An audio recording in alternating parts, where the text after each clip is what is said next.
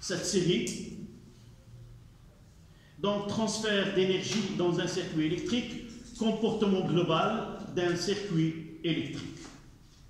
L'exercice 1. Sur le graphe ci-contre, nous avons tracé avec la même échelle les caractéristiques intensité-tension de deux dipôles D1 et D2. Premièrement, indiquer la courbe qui correspond à un dipôle résistor et celle d'un dipôle qui est générateur.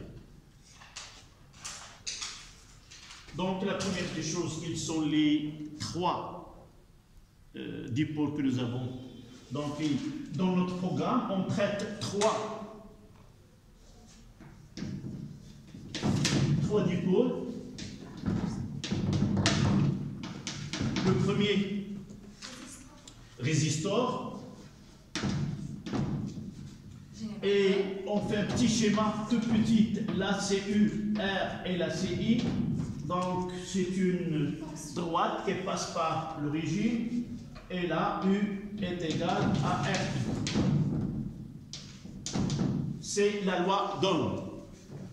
Le deuxième, un générateur, oui, je pensais au récepteur, c'est pour cela ma main a écrit R. Récepteur, et là, l'équation il est la CUAB, la CI, et là c'est E'. Et nous avons ici U, vous mettez la même chose que moi. UAB est égal à E' plus R'I. Avec R', c'est quoi? Comment on la détermine? La résistance interne, c'est le coefficient directeur de cette droite. Et le dernier, c'est un générateur.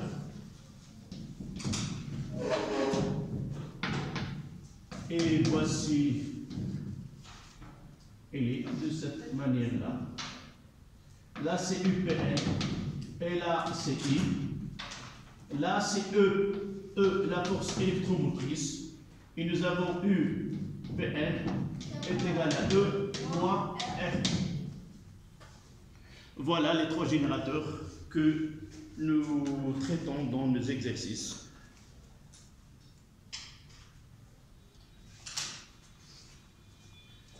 Donc, l'exercice numéro 1, c'était les données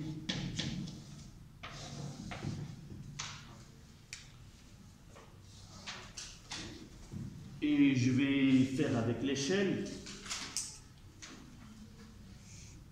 Je vois que 1 avec 1, 2, 3, 4, donc 1.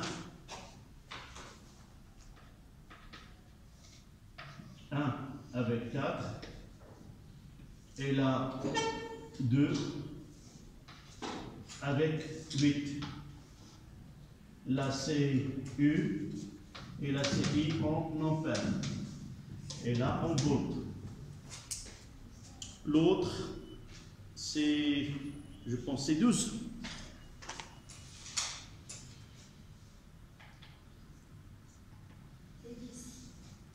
Combien? 5, 6, 7, 8, 9, 10. Là, c'est 10.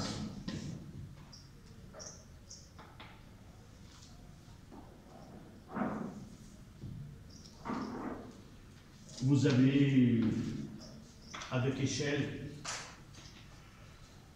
on va essayer de déterminer ce point. Là, c'est D1. Et là, c'est D2. Vous vous rappelez de ce schéma où l'année dernière, au tronc commun?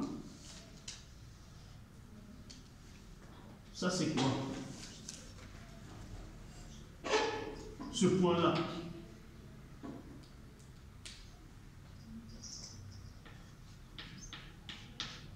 C'est le point de fonctionnement.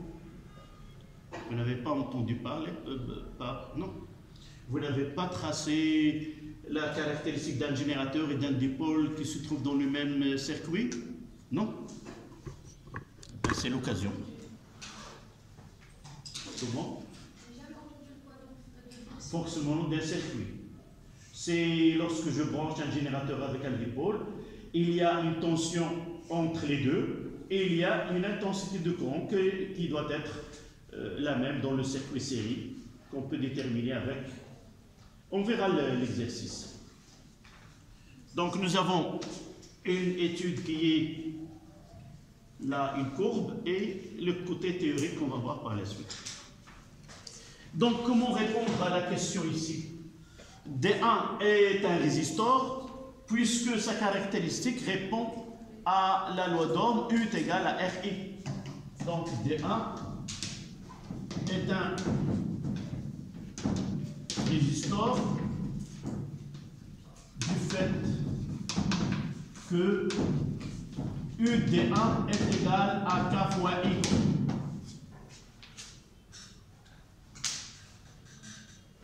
C'est-à-dire U est égal à RI. U1 est égal à R fois I. Et si nous déterminons D1, donc par conséquent D2 est un générateur. On peut même justifier, mais déterminer que D1 est un conducteur ohmique, ça se voit de soi que D2, ça sera.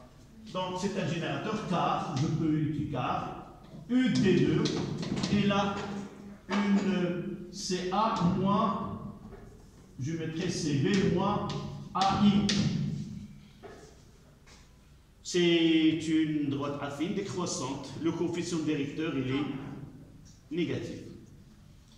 Et on va écrire juste au-dessous que U2 est égal à E moins RI.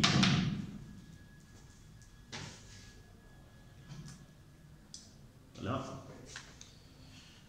C'était la question 1. La question 2. Oui.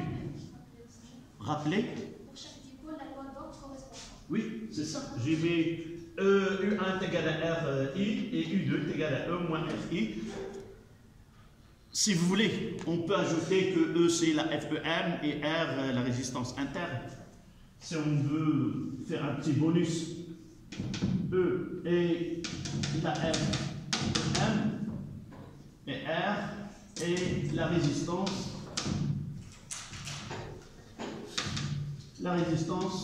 interne. Voilà. Deux petits pas. Rappelez pour chaque dipôle, la loi d'Ohm, oui, c'était 2, 1. Indiquer la courbe qui correspond. Donc j'ai. Oui. Donc on va rappeler. Donc il fallait tout simplement, d'après, c'est pour cela, d'après, on va mettre que celle-là, on va mettre que celle-là, dans la question 1. Droite qui passe par l'origine, là, qui passe. Donc pour résistor, UR est égal à R fois I. Et pour le générateur, UPN est égal à E moins R fois I. Ceci nommé UAB, UPN. C'est nommé, donc je dois respecter le C UAB. Et là, UPN. Voilà.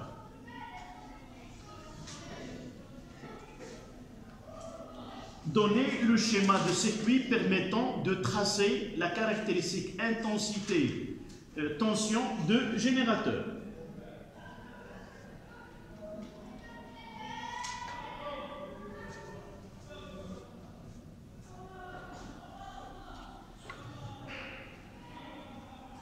D'accord? Essayez de faire cette porte.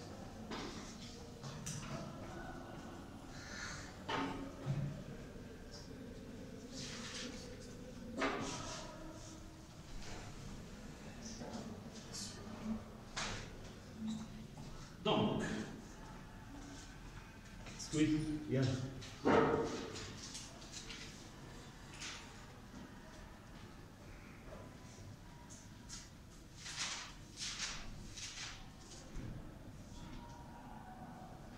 Le schéma de circuit permettant de tracer cette caractéristique.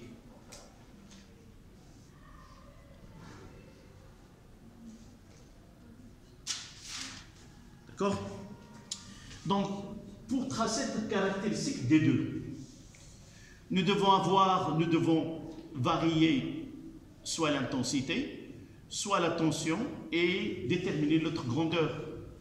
Donc, l'ACB, un générateur.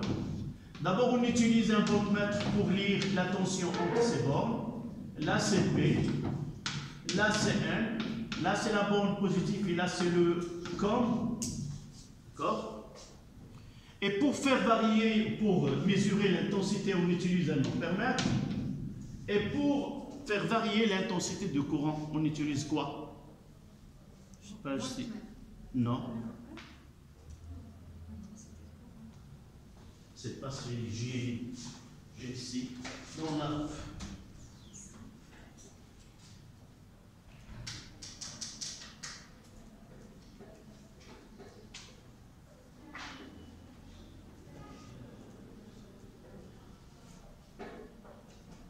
C'est là. Vous l'avez déjà vu.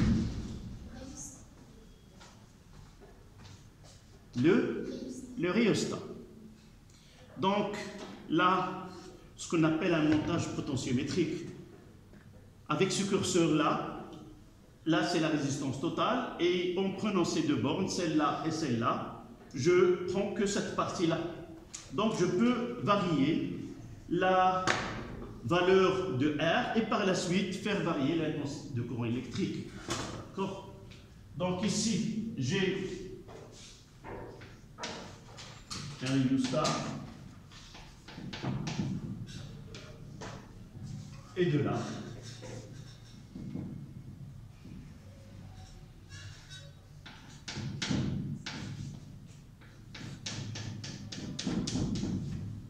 voilà, sans oublier d'ajouter quoi? Un interrupteur.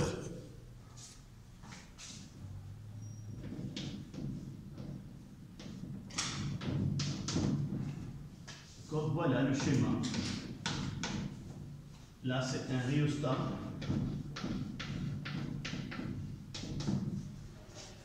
On doit prendre de côté où R il est petit. D'accord? Pour ne pas endommager le générateur ou le circuit. Pas une très petite valeur, mais on doit.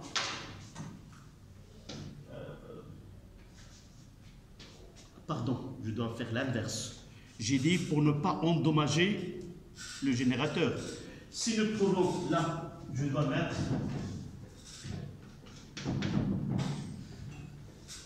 mettre ici, ça veut dire quoi? Nous avons déjà parlé de court-circuit.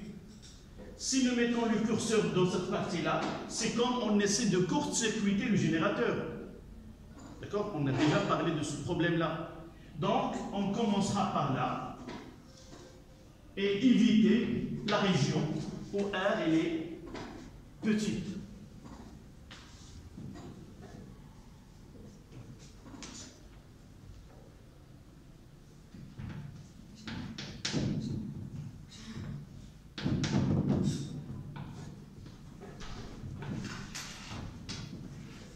Sans oublier la polarité là, ça sera plus et là c'est le comme. D'accord?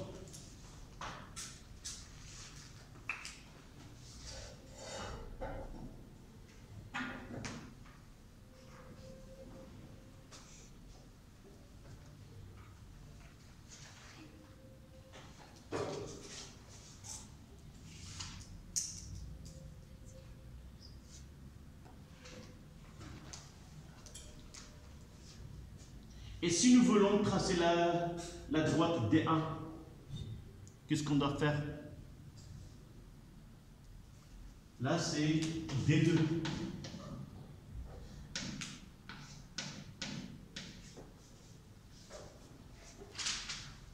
quel schéma doit-on faire pour tracer la caractéristique du conducteur ohmique? On aura le générateur, un ampère-mètre. Et là, on doit faire un montage potentiométrique.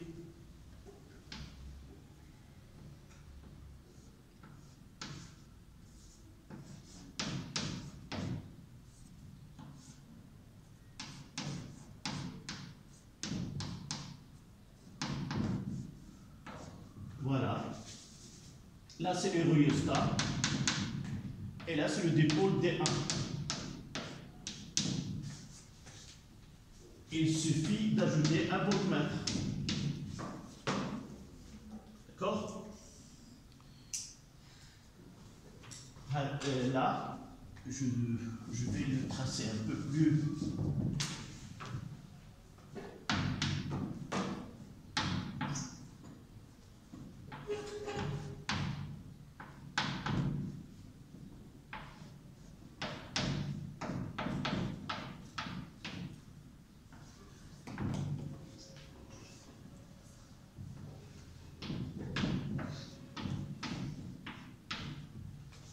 Là, c'est le rhéostat.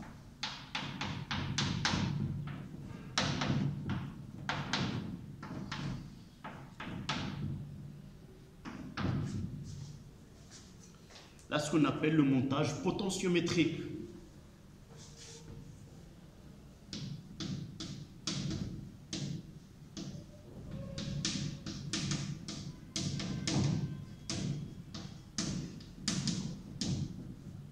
Montage potentiométrique.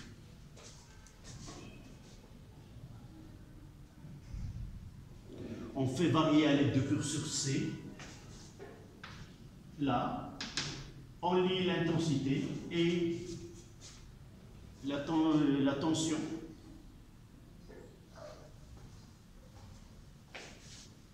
Le courant électrique circule dans ce sens-là.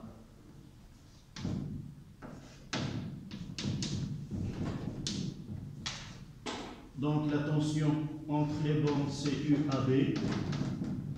Là, ça sera B. Et là, ça sera A.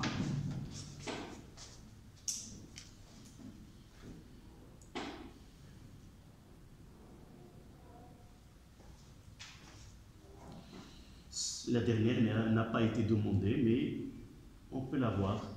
C'est différent de celle que nous avons utilisée pour le générateur. Donc, c'est déterminer à partir de graphes et en justifiant la réponse, les valeurs de la force électromotrice E et la résistance interne petit r du générateur et la résistance grand R de résistor.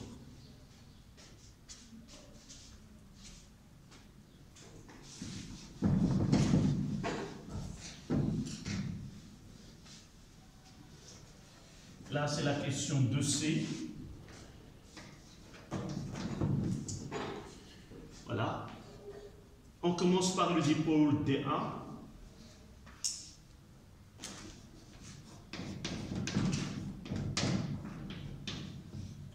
Nous avons dit que UAB est égal à R fois I. Avec R, c'est quoi?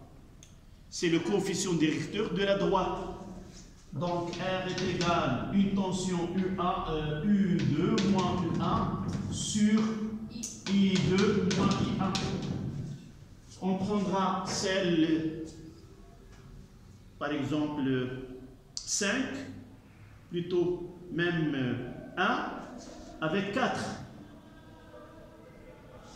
C'est 4 moins 0 sur 1 moins 0. Essayez de lire vous aussi à partir de graphes. Est-ce que vous êtes d'accord? 1, 2, 3, 4, oui, 4 avec 1. Et même en prenant 2 avec 8. Donc là, c'est R est égal à 4 ohms.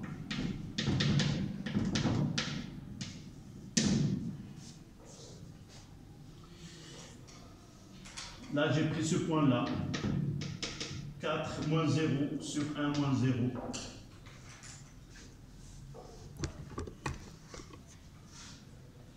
pour le dipôle D2, E, on peut la définir d'une façon directe par une phrase. UPN est égal à E moins RI. Comment détermine-t-on E graphiquement? Ça correspond à quoi? E, ça sera la tension lorsque I est égal à 0. Ce qu'on appelle, c'est l'abscisse à l'origine. Donc, I est égal à 0, implique que UPN est égal à E. Ça, c'est combien? Si 10. E est égal à 10 volts. Voilà.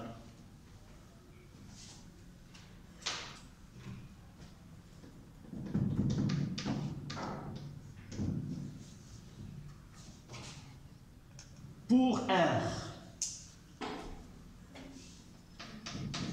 la résistance interne.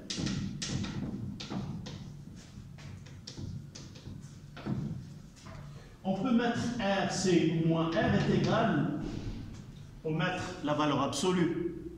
Le coefficient directeur est négatif, donc on peut mettre R est égal. On va prendre 10, 0, 10 et là 0. Et je vais changer, je n'ai pas respecté, et un autre point. Pour 2 combien? 2 c'est 6. 8, Non. non. 8 c'est 6, oui, c'est 6. 5 c'est 6. Vous voyez que, je ne sais pas, vous avez, j'ai une échelle qui est assez grande. C'est 6. Oui, c'est moins 6. Et pour le 6, c'est 2. Donc, c'est 4 divisé par 2. En réalité, je dois me mettre la valeur absolue. C'est 1,5 ohm. 4 divisé, non, 4. Oui. 4 divisé par 2, c'est 2. 2 ohms. Donc, les éléments caractéristiques de ce générateur, c'est E est égal à 10 et R est égal à 2 ohms.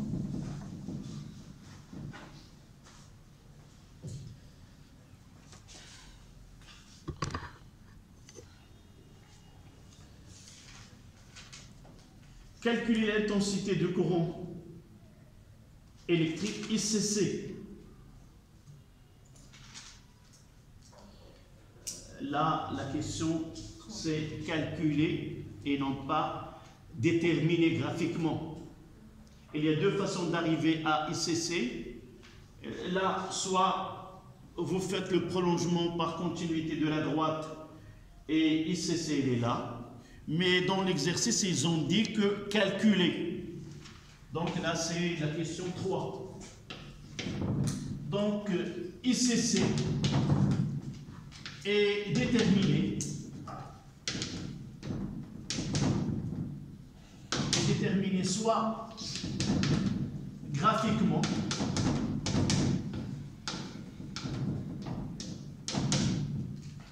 ou par calcul.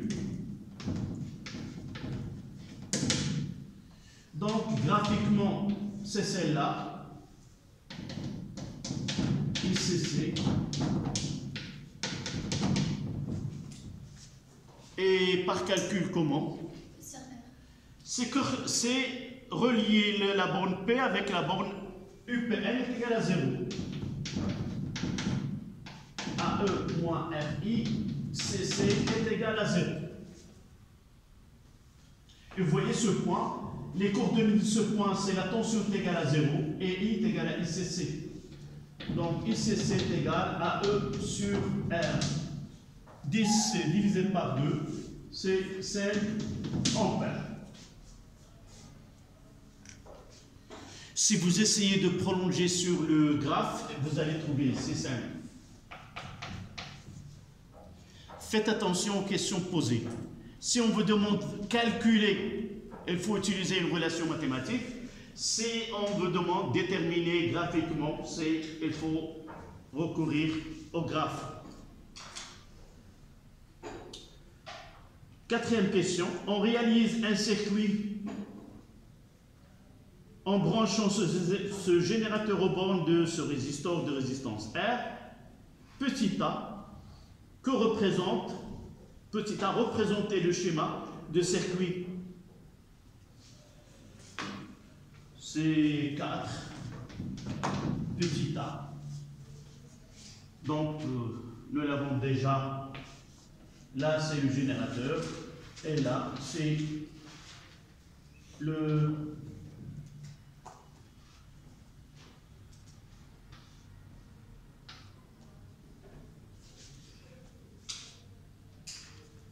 Là, on va voir un voltmètre. Et là, un voltmètre. Ce n'est pas demandé, mais là, c'est K. Là, c'est P. Là, c'est N. Là, c'est UPN. Le courant électrique dans le sens opposé à celui de UPN, du même sens, mais dans le sens opposé pour UAB. Et c'est là. UAB. Et je dois schématiser là, ça sera B. Et là, ça sera A.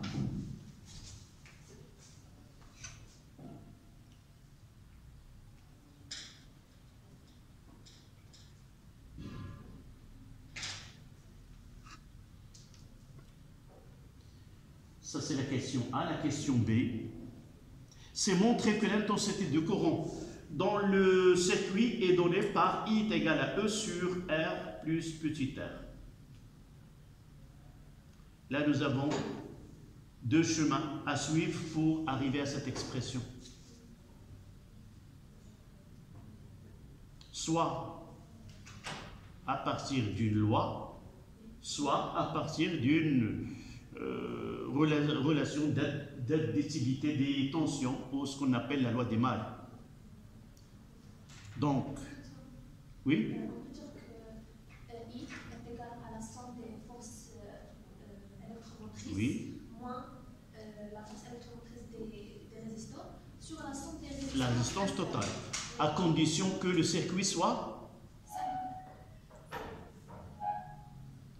Et la validité, c'est à condition que le circuit soit un circuit série. D'accord? Là, nous avons deux dipôles, donc ils sont en série. Puis par la suite, on mettra loi de Pouillet, que I est égal à somme des E moins somme des E' sur somme des petits r plus grand R. Dans ce cas-là, c'est plus simple, nous n'avons pas de récepteur, donc I est égal uniquement E sur grand R plus petit r. La deuxième, c'est la loi des mâles.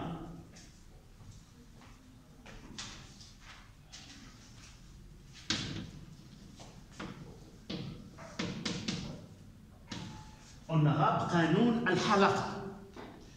On prend un circuit qui est fermé et on essaie de représenter les tensions que nous avons sur ce circuit-là. Donc je reprends ici. On aura besoin énormément l'année prochaine, Inch'Allah. Là c'est I. Là c'est I. Voilà. Et les tensions. Pour un récepteur, d'une façon générale, la tension est dans le sens opposé de celui de sens conventionnel du courant. Donc là, j'aurai UAB. Là, c'est un générateur, donc là, j'ai UPN. N'oubliez pas que on schématise la tension au bord d'un dipôle. en se basant sur sa nature, est-ce qu'il est récepteur ou est-ce qu'il est générateur, et aussi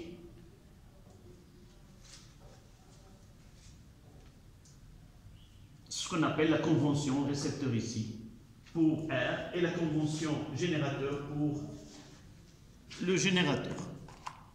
On prendra un sens pour les tensions. Je peux choisir là un sens positif pour les tensions. C'est-à-dire, en passant d'un point de circuit, revenir au même point, si je me déplace dans le sens de la flèche, elle sera comptée positivement. Si elle se déplace dans le sens opposé, elle sera négative. Donc, là, je passe dans ce cas-là. Là, c'est moins. Vous voyez que c'est moins UAB. Je passe dans le sens plus UPN. Je passe de ce point et je reviens à ce point est égal à 0. D'accord? Et de là, je peux remplacer les deux grandeurs par leurs expressions. Donc là, moins R fois I, plus E moins R fois I est égal à 0. E moins. Et vous voyez, en passant les I d'un côté, j'aurai R plus petit r fois I est égal à E. Et par suite, I est égal à E sur R plus petit r. Voilà la même expression retrouvée par l'application de loi d'Émile.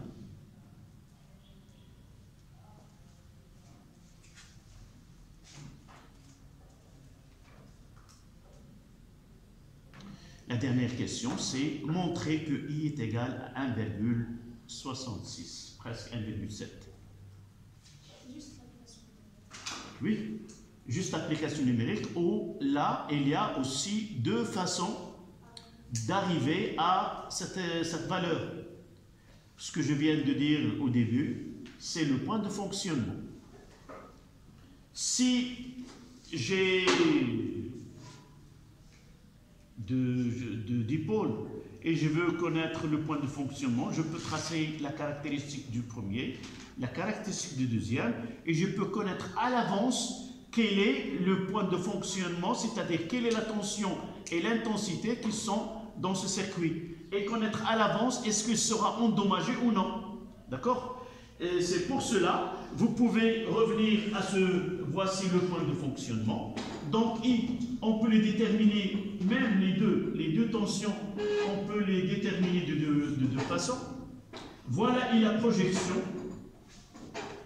Là, c'est IF et là, c'est UF.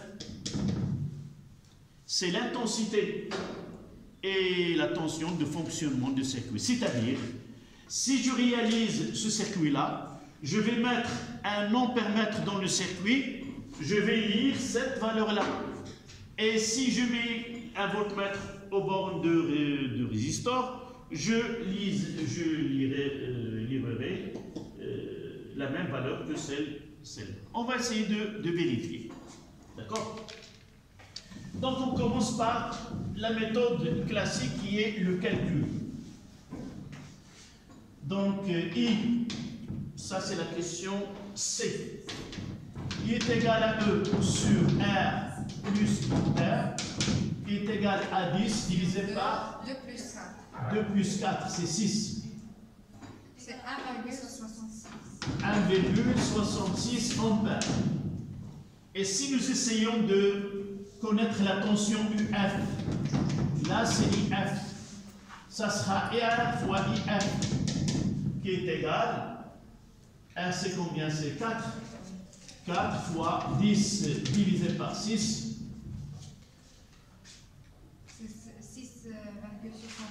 C'est 6,64. UF est 6,64. Essayez de vérifier sur le schéma. Là, je vais essayer de le faire sur...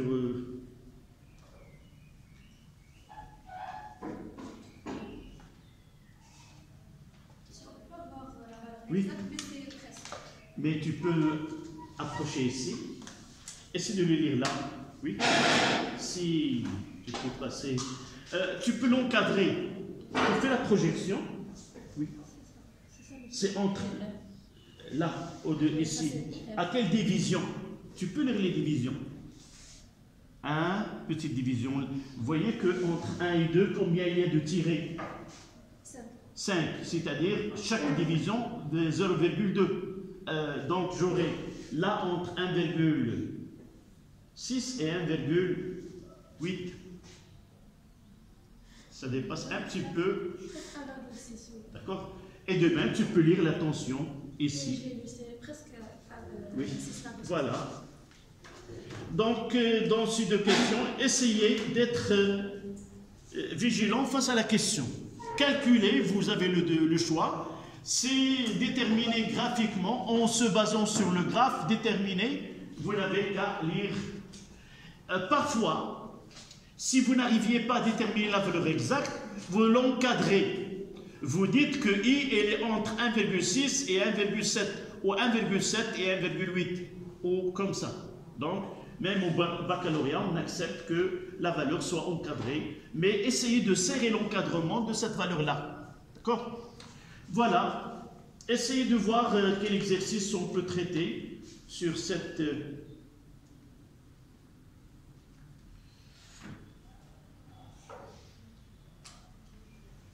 On peut passer à l'exercice 5.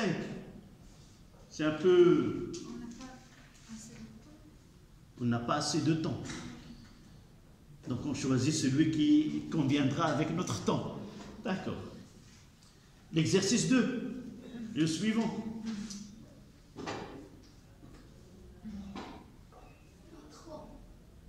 Le 3. Je vais regarder le vote. Le 3. Yallah, je vais checker chez exercice faire oui ou non. Yeah. Donc, l'exercice 3. Un moteur est utilisé sous la tension U de 120 volts. Elle est alors parcourue par un courant d'intensité constante I est égal à 30 ampères. Calculez la puissance reçue par le moteur.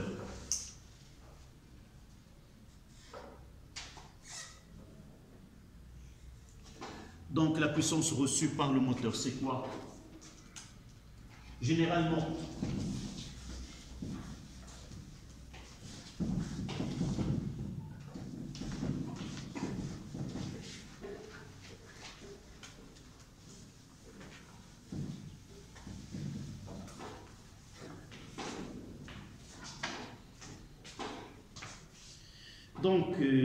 un moteur, donc généralement, je fais un petit rappel, c'est l'exercice numéro 3. Nous avons un dipôle là, là c'est I, et là c'est la tension UAB. D'accord? Donc le WAB est égal à quoi? Est égal à UAB fois I fois delta de T. Et si nous voulons la puissance, donc UWAB, et la puissance AB est égale à WAB sur delta de T, qui est égal à U fois I. Donc il ne reste qu'à faire l'application numérique. Ce PAB, il sera 200 fois 30, 220 fois 30, ça donne 6,6, 10 à la puissance, combien? 3 watts. Ou tout simplement, on peut écrire 6,6 kilowatts. 10 à la puissance 3, c'est kilo.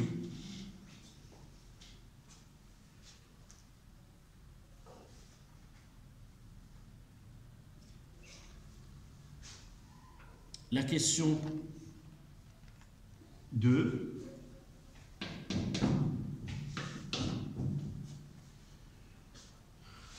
Le moteur a un rendement de 80%. Calculer la puissance utile du moteur et en déduire la puissance cédée par effet joule. C'est quoi le rendement? C'est le travail ou la puissance, c'est la même chose. C'est demander quelle est la puissance utile. Donc c'est la puissance utile sur la puissance reçue. Et de là, la puissance utile est égale à nu fois la puissance reçue. Donc la puissance utile, ça sera 0,8 fois celle qui est reçue, c'est 6,6 à la puissance 3.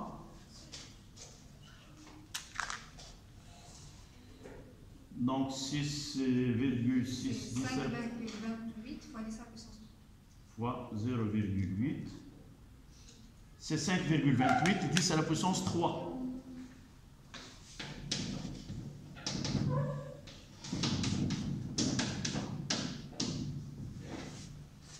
Voilà la puissance utile. Dans la même question, en déduire la puissance cédée par effet joule.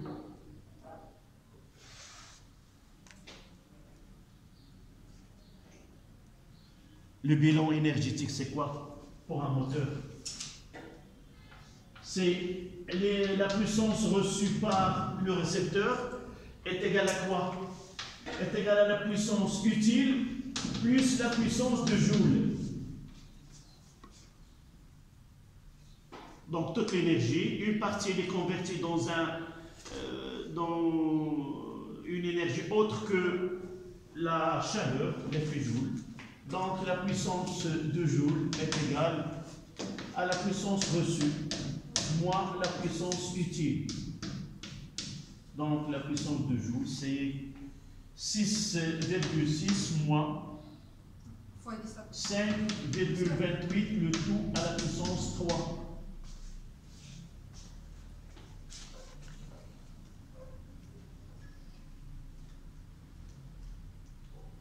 C'est 1,32 fois 10 à la puissance 1,32 10 à la puissance 3. Puissance de joule.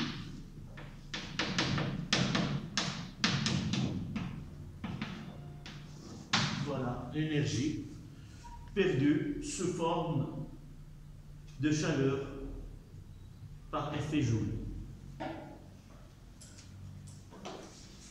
La dernière question. Trouver la force électromotrice du moteur et la valeur de la résistance interne du moteur R'. Le moteur fonctionne pendant une durée T est égale à 3 heures.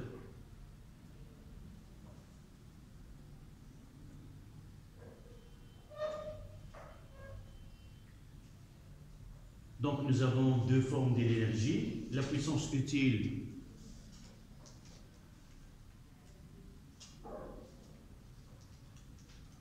vous voyez que cette intensité elle est la même. Donc là c'est la quatrième question. La puissance utile est égale à quoi? Par définition, c'est E' fois I.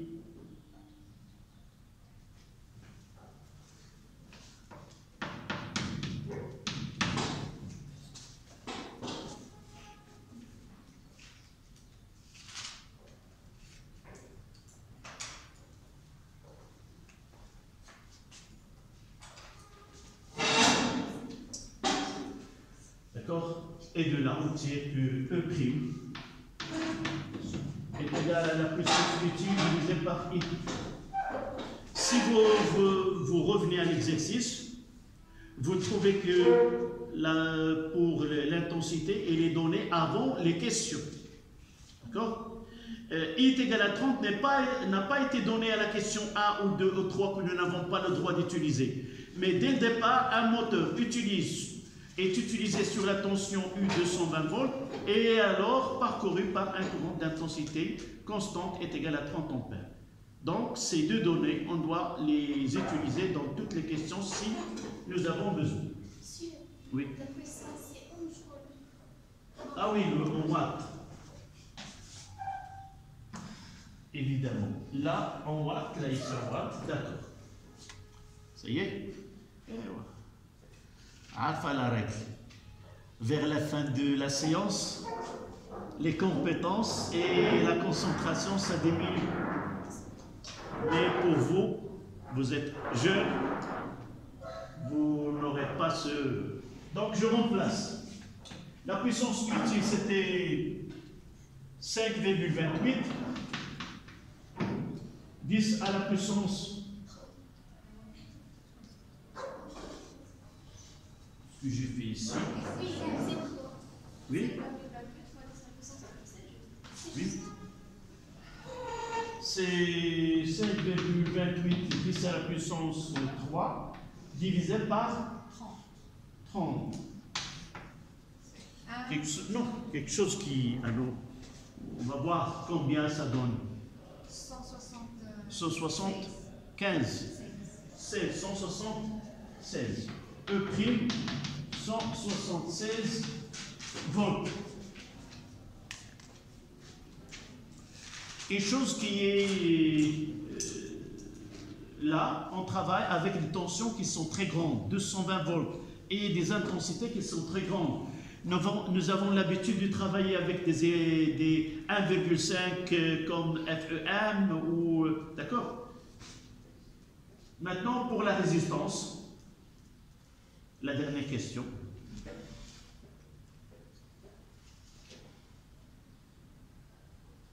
Faites la même chose que ce que je viens de faire, oui. Puisqu'on a eu E et I, donc on va faire E prime plus R fois I est égal à 220 volts.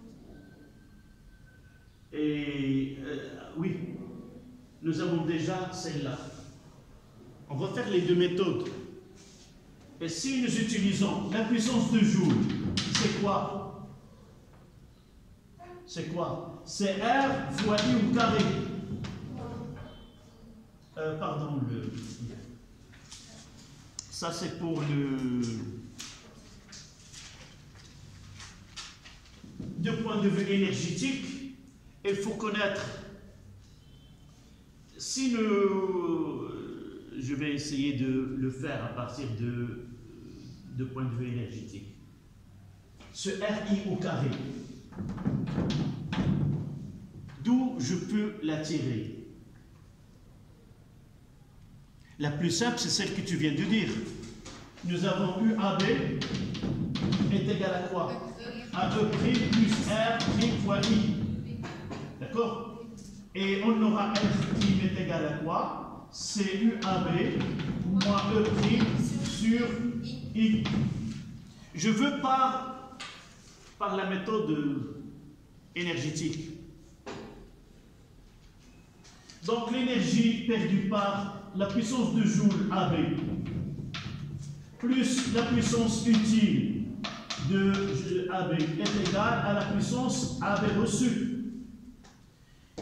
Et de là, je peux avoir la puissance de joule qui est R I au carré est égale, celle-là c'est déjà calculé,